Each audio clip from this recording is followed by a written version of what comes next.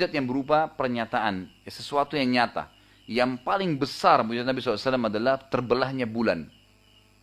Ini kejadian yang spektakuler sekali, besar sekali. Dan nanti insya Allah Anda bisa kembali ke rumah, kalau lagi iseng buka YouTube, gitu kan, coba ketik foto bulan terbelah. Gitu. Nanti akan ada fotonya itu. Jadi ada terbukti secara ilmiah, bulan itu sekarang ilmuwan kaget menemukan di tengah bulan ada garis lurus keliling bulan itu, dan itu secara ilmiah terbukti pernah retak dan terbelah. Gitu. Tapi mereka tidak tahu kapan terjadi. Kita sebagai umat Islam ada, dan itu mujizat Nabi SAW yang paling besar kata ulama, yang disaksikan dengan mata kepala. Sampai Allah turunkan surah Al-Qamar namanya, surah bulan. Surah nomor urutan 54 ayat 1 sampai ayat 3 yang bunyinya begini. A'udzubillahi minasyaitonirrajim. Iqtarabatis sa'atu wa insyaqqal qamar. Sungguh telah dekat hari kiamat itu dan telah terbelah bulan, Wa in yarau ayatan yu'ridu wa yaqulu sihrun mustamir. Dan mereka orang-orang kafir Quraisy Mekah itu pada saat melihat tanda-tanda mukjizat tadi, mereka terus berpaling dan tetap mengatakan ini sihir yang terus-menerus. Wa kadzdzabu wattaba'u ahwahum kullu amrin mustaqir. Dan mereka mendustakan Nabi dan mengikuti hawa nafsu mereka sedangkan tiap-tiap urusan telah ada ketetapannya. Begini kisahnya. Hadis Bukhari menjelaskan kepada kita. Nabi SAW satu malam pernah keliling Ka'bah lagi tawaf. Bulan purnama terang sekali waktu itu. Kalau sebelum kita masuk ke kisah ini, ada kisah sebelumnya Nabi Saleh. Nabi Saleh alaihissalam pernah di padang pasir berdakwah di kaumnya, banyak masuk Islam. Banyak beriman gitu kepada beliau. Ada tokoh-tokoh, seperti kalau di zaman Nabi SAW, tokoh Quraisy ya, orang-orang kafirnya, penasaran, tidak mau orang beriman. Lalu dia bilang begini, wahai Saleh, apa kau mau kami semua beriman? Kata Nabi Saleh, tentu saja. Mereka ingin, sebenarnya bukan tujuannya mau beriman, tapi ingin mempermalukan Nabi Saleh dan memberhentikan dakwah. Waktu itu di padang pasir ada gunung batu besar. Mereka bilang apa? Wahai Saleh, keluarkan dari gunung batu itu unta betina. Jadi bukan minta debu, air, enggak. Unta betina dari gunung batu, bagaimana itu? Enggak mungkin kan, mustahil. Tujuannya memang untuk mempermalukan Nabi Saleh. Lalu apa kata Nabi SAW? Mereka kaget. Nabi SAW mengatakan, apakah kalau saya minta kepada Allah, apa yang kalian minta keluar dari gunung batu itu unta betina, kalian akan beriman? Pertama mereka bilang begini, unta betina tidak cukup Saleh. Tambah lagi, unta betina itu bisa memberikan susu satu negeri ini. Semua dapat susu dari unta satu ekor. Nabi SAW bilang, apakah kalau saya minta kepada Allah keluar dari unta betina dari gunung batu itu dan memang bisa memberikan susu kalian akan beriman? Mereka spontan bilang, kalau bisa kau lakukan kami beriman. Tidak mungkin, mustahil di mata mereka gitu kan. Lalu Nabi SAW berdoa, tiba-tiba gunung itu retak keluar unta betina. Dan dalam riwayat Bukhari dikatakan, unta betina itu subhanallah, setiap hari ya kaumnya Nabi SAW ini cuma taruh nampan depan rumahnya, datang untanya tidak pakai diperah, ngisi sendiri susunya. Loh iya, jadi begitu mujizat. Makanya kan mujizat Nabi SAW adalah unta kan. Fa'akarun naqah, lalu mereka membunuh unta itu. Karena tujuannya bukan mencari mujizat kan, mereka malah tambah sakit hati karena ternyata buktinya benar gitu. Makin banyak orang beriman. Yang terjadi sama di zaman Nabi SAW. Nabi SAW lagi tawaf malam hari, bulan lagi terang. Banyak orang-orang yang ikut tawaf dari antara kaum muslimin sahabat. Orang-orang Quraisy ini ingin memberhentikan dakwah Nabi SAW dan ingin mempermalukan Nabi. Lalu mereka bilang begini, teriak, wahai Muhammad, apa kau mau kami beriman? Kata Nabi SAW, tentu saja. Orang semua dengar, orang muslim dan orang kafir dengar. Apa kamu lihat bulan itu? Kata Nabi SAW, iya. Kata orang Quraisy, belah buat kami. Jadi bukan disuruh belah kelapa, gunung misalnya disuruh belah. Ini bulan yang tidak mungkin dijangkau gitu kan. Belah bulan itu buat kami. Mustahil, ingin mempermalukan Nabi SAW dan mustahil di mata mereka gitu. Apa yang terjadi? Nabi SAW tiba-tiba mengagetkan mereka mengatakan, wahai Quraisy, apakah kalau saya minta kepada Allah bulan itu dibelah seperti kalian minta, kalian akan beriman? Mereka bilang, kalau bulan kau belah Muhammad kami pasti beriman. Ini statement orang Quraisy. Kata Abdullah bin Mas'ud dalam hadis Bukhari Muslim, Nabi SAW lalu menggaris bulan itu dengan jari beliau. Digaris. Ya. Maka terbelahlah bulan tersebut menjadi dua belah. Beliau mengatakan, kami telah menyaksikan bulan di Mekah terbelah menjadi dua bahagian. Jadi bukan retak ya, terbelah dua. Kelihatan gitu. Sebelum hijrah Nabi SAW ke Madinah, sebelah bulannya itu berada di gunung Abu Kubais. Ada gunung yang besar ya, di sebelah Ka'bah, sebelah timurnya. Dan sebelah lagi, sebelah pecahnya di gunung As-Suwaida, sebelah baratnya. Jadi terbelah dua ini, bukan cuma retak gitu kan. Itu kesaksian para sahabat. Apa yang terjadi? Waktu orang Quraisy lihat itu, karena dasarnya bukan mau cari keimanan, mereka bilang, Muhammad sihirnya makin hebat. Loh iya, mereka bilang begitu, sihirnya makin hebat. Untuk membuktikan ini sihir atau bukan, kita tunggu sebulan lagi akan datang orang-orang Quraisy yang pergi dagang, yang keluar negeri kan itu. Sebulan lagi akan datang, ada tanggal atau hari-hari mereka datang di bulan tertentu gitu. Mereka akan datang tanyakan, kalau mereka juga lihat berarti betul. Tapi kalau cuma masyarakat Mekah lihat berarti sihir. Baik, sebulan kemudian orang yang beriman, orang yang kafir nunggu di sebuah pintu namanya pintu Bani Syaibah. Di Mekah dulu ada pintu gerbang namanya Bani Syaibah, di situ nunggu. Semua orang nunggu, semua orang yang datang ditanya, apakah kalian pernah lihat terjadi sesuatu pada bulan? Mereka semua bilang iya. Pada hari ini terjadi, bulan pernah terbelah, kami juga tidak tahu kenapa. Semua mengaku itu. Quraisy bilang apa? Apakah beriman? Tidak. Mereka bilang, sihirnya Muhammad menguasai dunia. Jadi nolak, memang tidak mau beriman. Nah ini bahaya ya. Jadi jangan sampai ada di antara kita yang hadir ini, sudah ayat-ayatnya Allah banyak, masih tetap saja kufur gitu kan. Masih saja tidak mau mengakui, nggak bisa. Yani kita harus mengakui, sudah jelas tanda-tanda ayat Allah banyak gitu. Kemudian ada yang kedua, mujizat Nabi SAW yang kelihatan, tadi terbelah bulan. Yang kedua adalah kuasa Nabi SAW terhadap awan. Ulama hadits mengatakan terhadap awan. Kisahnya begini, riwayat Bukhari juga. Satu waktu Anas bin Malik berkata, satu waktu Nabi SAW lagi khutbah Jumat, ada orang dari Badui padang pasir datang teriak-teriak, lagi khutbah Jumat nih. Ya Rasulullah, ya Rasulullah, dari luar masjid. Nabi SAW lalu dari atas mimbar, orang semua lagi lihat ke dia, teriak-teriak. Ya, lagi khutbah Jumat, orang lagi tenang gitu kan. Kata Nabi SAW, Malak, ada apa dengan kamu? Lalu dia bilang, ya Rasulullah, harta-harta kami musnah, hewan-hewan kami mati, dan kami kehabisan, kekeringan, kami pun akan musnah. Karena tidak ada air.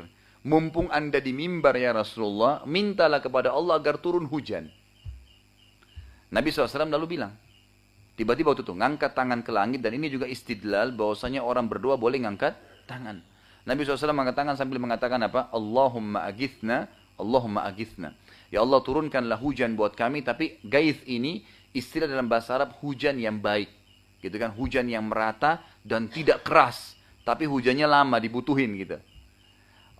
Pada saat itu Anas bin Malik mengatakan, waktu Nabi berdoa, mata saya melihat ke langit. Jadi waktu itu dari apa? Pelapa-pelapa kurma. Jadi kelihatan langit gitu kan, bolong-bolong. Dan memang Madinah sama Mekah kan bisa dikatakan tidak pernah hujan gitu. Dia bilang, saya lihat ke langit, saya temukan langit tidak ada sedikit pun awan dan seperti kaca. Nggak ada awan. Tiba-tiba waktu Nabi SAW berdoa, awan berkumpul menjadi gelap turun hujan. Dan hujan itu langsung membasahi masjid dan seluruh kota Madinah serta sempat membasahi jenggot Nabi SAW. Terjadilah hujan tersebut jemaah sekalian selama seminggu. Nggak berhenti hujan. Kata Anas bin Malik, kami nggak lihat matahari seminggu. Sampai Jumat akan datang, Nabi SAW naik mimbar lagi mau khutbah, orang yang sama datang teriak-teriak lagi. Ya Rasulullah, ya Rasulullah. Gitu. Kata Nabi SAW, ada apa lagi? Orang itu bilang, ya Rasulullah, halakatil amwal, harta kami musnah semua. Kan gitu. Kemudian hewan-hewan kami mati. Kami juga jadi susah, nggak bisa tinggal karena banjir. Mintalah kepada Allah agar diberhentikan hujan. Nah ini saksi mukjizatnya. Nabi SAW lalu tiba-tiba berdoa ke langit mengatakan, Allahumma hawalaina wala alaina. Ya Allah jadikanlah hujan ini baik buat kami dan bukan masalah buat kami. Allahumma alal aqami wadh-dhirabi wa butuni awdiyatun wa manabi isyajar. Ya Allah selamatkanlah semua lembah-lembah tempat orang jalan, hewan-hewan hidup dan juga rumah-rumah kami, gitu kan? Suruh selamatkan. Lalu kata Anas bin Malik, saya melihat Nabi SAW menunjuk awan-awan tersebut dengan jari beliau, setiap yang ditunjuk bubar awannya, berhenti hujannya. Dan ini disaksikan oleh para sahabat, ini hadis Bukhari. Ini mujizat yang kedua, kuasa Nabi SAW terhadap awan. Kemudian yang ketiga adalah kuasa Nabi SAW terhadap hewan. Ini sudah pegal atau lanjut lagi nih? Nah, yang sudah ada yang nguap-nguap, mungkin ada yang mau makan gitu kan. Taib. Anak terus terang kalau ngantuk, ceramah hilang ngantuknya gitu. Jadi memang sudah hobinya di sini. Gitu. Baik, kuasa terhadap hewan. Ada sebuah riwayat Imam Ahmad pernah terjadi. Nabi SAW pernah perjalanan dengan Jabir radhiyallahu anhu, sahabat Nabi yang mulia. Waktu mau masuk Madinah, suku Arab yang di pinggir kota Madinah itu namanya suku Najjar. Suku orang-orang yang memang berkumpul banyak. Di suku Najjar ini ada satu unta jantan lagi ngamuk. Unta ini sama kuda, nendang sama gigit, gitu kan. Kalau nyerang, semua orang lewat diserang. Dan tidak ada orang yang bisa berhentikan dari suku Najjar gitu. Nabi SAW kebetulan mau lewat. Kata Jabir, ya Rasulullah, hati-hati, untanya lagi ngamuk. Dalam riwayat ini dikatakan Nabi SAW lalu mendekati unta tersebut sambil mengucapkan kalimat satu. Ta'al, kesini. Gitu. Yang terjadi, dalam riwayat ini dikatakan unta itu tiba-tiba nundukkan kepalanya, mulutnya ke tanah, sampai tersentuh ke tanah, dan jalan ke Nabi sambil kepalanya di tanah. Jadi bukan angkat kepala, bukan diam, tapi memang nuruni kepala, tunduk. Sampai ke depan Nabi SAW. Lalu Nabi SAW pegang kepalanya dan mengatakan, mana tarik kekangannya, dikasih. Lalu beliau mengatakan kalimat yang luar biasa. Tidak ada sesuatu pun di langit juga di bumi kecuali mengetahui kalau aku adalah utusan Allah. Kecuali pembangkang dari jin dan manusia. Artinya unta ini buktinya nih. Dia tahu saya Rasulullah. Sampai tunduk, ngamuk tidak jadi ngamuk. Gitu kan? Kecuali pembangkang dari jin dan manusia. Sampai hewan pun seperti itu.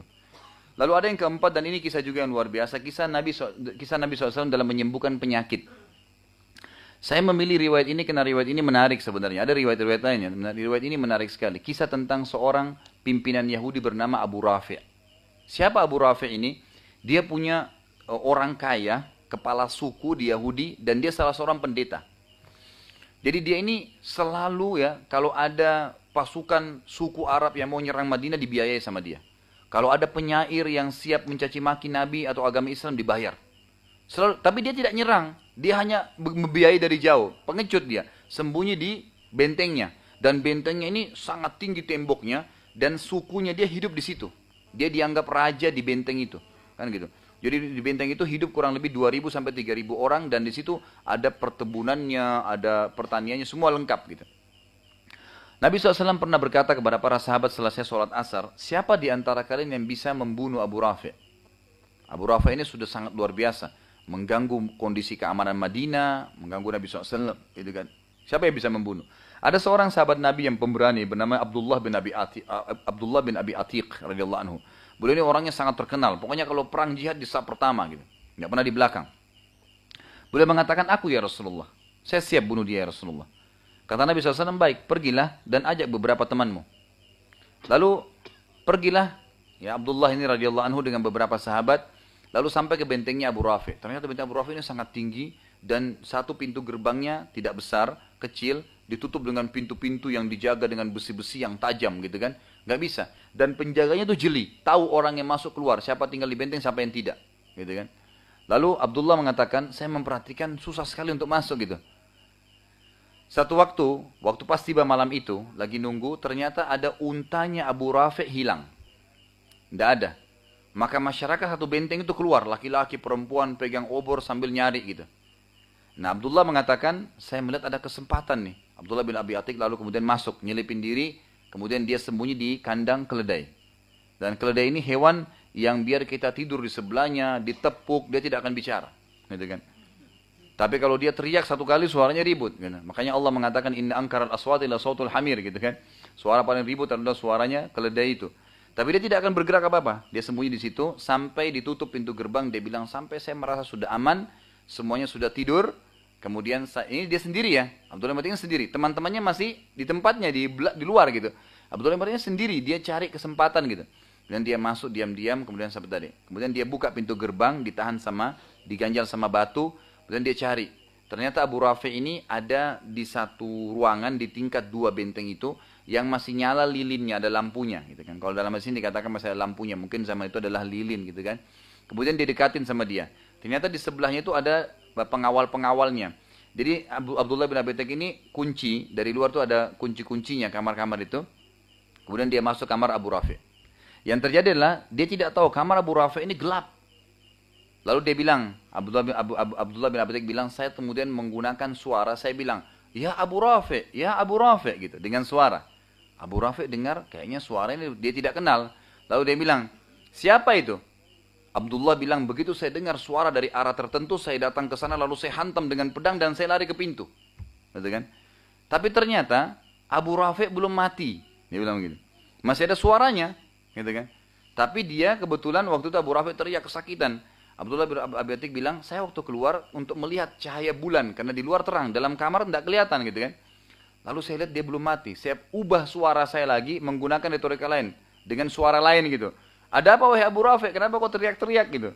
Padahal dia sendiri. Abdullah ini sendiri gitu kan. Lalu Abdullah bilang, saya dengar suara, lalu saya datangi lagi. Lalu saya tebas lagi dengan pedang, saya lari lagi ke pintu. Maksudnya ingin melarikan diri, gitu kan. Kalau ada penyerangan. Ternyata Abu Rafi belum mati juga. Masih teriak-teriak gitu. Lalu dia bilang, saya ubah suara saya yang ketiga kali. Dan hadis ini riwayat Bukhari ya. Dia teriak yang ketiga kali, Abu Rafi ada apa gitu. Dengan suara gemuruh, seakan-akan ramai orang. Kemudian Abu Rafi bilang, ada orang yang mau bunuh saya. Dia bilang, saya datangin, dekatin dia, lalu saya pastikan pedang saya tertusuk di dadanya, sampai terdengar tulang belakangnya. Gitu. Kata Abdullah radhiyallahu anhu, dibunuh, kemudian dia lari. Dia bilang, waktu saya lari, ingin melarikan diri, saya lari, saya turun tangga, saya lupa kalau anak tangga itu masih ada. Sehingga akhirnya saya jatuh, dan tulang betis saya patah. Jadi patah tulang betisnya Abdullah radhiyallahu anhu. Dia keluar, dia bilang, saya keluar sambil mengikat tulang betis saya yang kanan dengan imamah saya. Dia melangkah ketemu sama teman-temannya di luar. Dia di depan benteng. Mereka bilang, bagaimana pendapatmu? Kata Abdullah, Allah telah membunuh musuhnya Allah. Gitu kan? Allah telah membunuh musuhnya. Selesai. Kata teman-temannya, kalau gitu kita lapor kepada Rasulullah. Kata Abdullah ini berakan ya, wafa luar biasa gitu. Menjalankan amanahnya. Kata Abdullah, demi Allah saya tidak pulang sampai saya dengar dia mati. Gitu. Karena ini perintah Nabi SAW. Nah tradisi orang Yahudi kalau ada yang mati, pagi-pagi nanti ada yang naik ke atas menara teriak. Si fulan telah meninggal, maafin dia yang punya utang gini-gini ya. Seperti tradisi biasa kita gitu kan. Maka setelah sholat subuh, ya, setelah sholat subuh, orang ini teriak-teriak, Abu Rafi telah mati, maafin dia dan seterusnya. Maka Abdullah akhirnya pulang. Pulanglah bertemu dengan di depan Nabi SAW. Lalu diceritakan, Nabi SAW senang untuk dengar berita. Alhamdulillah kalau Allah telah membunuh musuhnya. Tapi Abdullah bilang, ya Rasulullah tapi tulang saya patah. Gitu kan. Kata Nabi SAW, mana kakimu? Ulurkan, diulurkan. Lalu Nabi SAW mengusap, kata Abdullah bin Nabi SAW mengusap betisku, tulangku, dengan usapan saja. Tiba-tiba aku bisa loncat dan hilang sakitnya. Patah tulangnya hilang. Gitu. Hilang, dan ini hadis Bukhari. Dan ini termasuk mukjizat Nabi SAW bisa mengobati penyakit. Ada kisah yang lain riwayat Bukhari juga Abu Qatadah. Abu Qatadah ini sahabat Nabi yang gagah, gitu kan, pintar. Dan orangnya ini mau menikah waktu itu. Terjadi perang Khandak. Waktu terjadi perang Khandak, ada anak panah yang kelewat, kena bola matanya Abu Qatadah. Sehingga bola matanya keluar. Dalam hadis Bukhari dikatakan bola matanya keluar dengan anak panah itu. Teman-temannya Abu Qatadah bilang begini, wahai Abu Qatadah, kayaknya mata kamu sudah nggak bisa sembuh. Kita potong aja. Kata Abu Qatadah, tunggu dulu. Bawa saya ke Rasulullah SAW. Dibawa ke Nabi SAW. Nabi SAW dari jauh lihat senyum. Lalu Nabi SAW mengatakan, wahai Abu Qatadah, kalau kau mau sabar tanpa mata satu maksudnya, kau akan masuk surga. Tapi kalau kau mau, saya bisa doakan sembuh. Nah kata para ulama hadits, Abu Qatadah ini kebetulan tadi mau nikah sesudah perang. Lalu dia berpikir, kalau saya sabar tanpa mata satu, tapi masuk surga, gitu kan? Atau didoakan sembuh mata, tapi tidak ada jaminan surga. Lalu dalam riwayat ini dikatakan Abu Qatadah diam sejenak, lalu diangkat kepala mengatakan, ya Rasulullah, doakan kepada Allah agar mata saya sembuh dan saya juga minta surga. Ini riwayat sahih gitu. Akhirnya Nabi SAW senyum, lalu dipegang matanya, dicabut tadi anak panahnya, dipegang lalu dimasukkan ke dalam, lalu Nabi SAW berdoa. Kata Abu Qatadah sendiri, waktu Nabi SAW cabut tangannya dari mata saya tidak tahu mana mata saya tadi yang rusak karena dua-duanya terang. Gitu. Dan ini mujizat Nabi SAW mengobati penyakit. Ini luar biasa gitu. Ada juga yang selanjutnya adalah kisah Nabi SAW terhadap pohon. Ini tadi sudah saya jelaskan, Muhammad. Ada kisah Nabi SAW terhadap kuasa air gitu. Jabir radhiyallahu anhu berkata dalam hadis Bukhari, kami pernah kekeringan air pada hari Hudaybiyah. Hudaybiyah ini kebetulan pada saat Nabi SAW sebelum pembebasan kota Mekah ya, tahun 8 Hijriah waktu itu. Ada kesepakatan Hudaybiyah, ada kisah sendiri. Waktu itu kebetulan ada 1.400 orang sahabat lagi siap-siap untuk pergi ya ke Mekah, pakai ihram. Tapi dilarang oleh orang Quraisy untuk masuk ke Mekah. Waktu itu karena lama nunggu di Hudaybiyah, habis air, nggak ada air. Kata Jabir, kami kehabisan air. Waktu itu Nabi SAW mau sholat duhur, dibawalah seember air dan tinggal itu airnya, nggak ada lagi. Dibawalah air tersebut di depan Nabi SAW, kemudian Nabi SAW waktu mau wudu, semua sahabat ngerumun. 1.400, 1.399 orang yang kumpul-kumpul semua di situ. Nabi SAW bingung, ada apa dengan kalian? Kenapa ngerumun begini? Kata Jabir, ya Rasulullah, kami semua ini, sekian banyak orang, tidak ada lagi airnya kecuali yang di ember anda ini. Selesai anda pakai, kami akan berebutan. Gitu. Nggak ada lagi air. Untuk minum nggak ada, untuk wudu nggak ada. Perjalanan pulang ke Madinah nggak ada. Lalu kata Jabir radhiyallahu anhu, tiba-tiba Nabi SAW memasukkan telapak tangannya ke dalam ember tersebut. Dan kami menyaksikan dari jari-jari beliau keluar air. Terus, dan akhirnya para sahabat, kata Jabir, kami semua mengisi kendi-kendi kami dari air itu. Kan tumpah, diisi kendi-kendi untuk minum. Mereka semua pakai wudu gitu kan. Sampai selesai, air masih tumpah. Setelah Nabi SAW angkat tangannya baru berhenti. Lalu para sahabat waktu diceritakan di Madinah, ditanya, berapa jumlah kalian? Kata Nabi, kata anak Jabir, jumlah kami 1.400 orang. Dan demi Allah, kalau jumlah kami 100.000 orang pasti cukup air itu. Kuasa Nabi SAW terhadap air.